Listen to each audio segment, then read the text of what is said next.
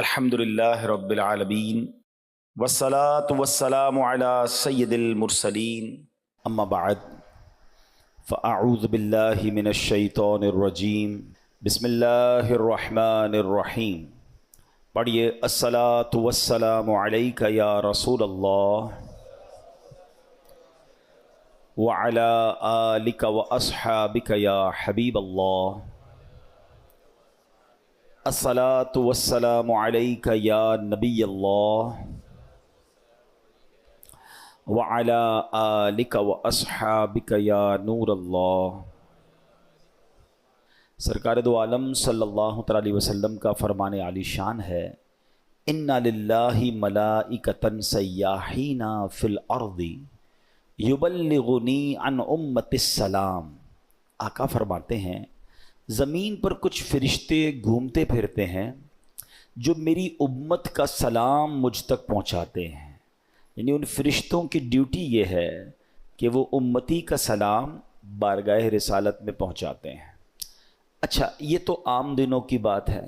جمعے کے بارے میں روایت ملتی ہے کہ جس کا مضمون ہے کہ اور دنوں کا درود فرشتے مجھ تک پہنچاتے ہیں، اور جمعے کے دن جو درود پڑھا جاتا ہے بنفس نفیس میں خود سماعت کرتا ہوں، یعنی آقا علیہ الصلوۃ والسلام ڈائریکٹلی ہمارا درود سماعت کرتے ہیں۔ ایک اور حدیث پاک کا مضمون ہے کہ جو کوئی شخص جمعہ کے دن 200 بار درود پاک پڑھ لے اس کے 200 برس کے گناہ معاف کر دیے جاتے ہیں۔ اللہ پاک ہمیں کثرت سے درود پاک پڑھنے کی توفیق عطا فرمائے۔ آئیے مل کر محبت کے ساتھ بآواز بلند درود پاک پڑھ لیں۔ صلو علی الحبیب صلی اللہ تعالی علی محمد صلی اللہ علیہ وسلم۔ قرآن مجید فرقان حمید کی پیاری باتیں، قرآن کے پیارے احکام، قرآن جو کہ ہم سب کے لیے راہ ہدایت ہے۔ ہم کوشش کرتے ہیں کہ قرآن کریم کے حوالے سے ہی کچھ بات کیا کریں، کچھ آیتوں کو سمجھا کریں اور اللہ کے پیغام کو سمجھا کریں۔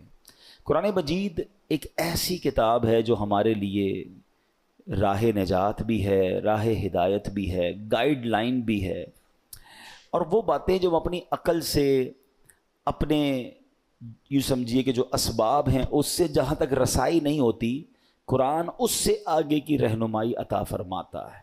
اب بعض اوقات قرآن کی کچھ باتیں ہیں جو اگر لوگ عقل سے چیک کرتے ہیں تو کنفیوز ہو جاتے ہیں، لیکن دیکھیں ہماری عقل محدود ہے۔ اب مثال کے طور پہ کوئی پہلی دوسری کلاس کا طالب علم ہو، اس کو آپ ڈاکٹروں کی کتاب پکڑا دیں، MBBS کی بک پکڑا دیں تو اس کو تو سمجھ نہیں آئے گی، ٹھیک ہے نا، کیونکہ اس کی عقل اس کتاب کے متعلق نہیں ہے۔ قرآن سمجھنا، اس کو بیان کرنا، یہ بڑے بڑے علماء کا کام ہے۔ تو ہمیں قرآن پاک جب بھی پڑھنا ہے اس کا ترجمہ اور اس کی تفسیر عاشقان رسول جو علماء ہیں ان کی تفسیر اور بڑے بڑے ائمہ کے اقوال سے سمجھنا ہوگا۔ عقل کے گھوڑے دوڑاتے ہیں اور قرآن کو موجودہ معاملات سے جب کمپیئر کرنے جاتے ہیں تو کچھ لوگ ٹھوکر کھا جاتے ہیں۔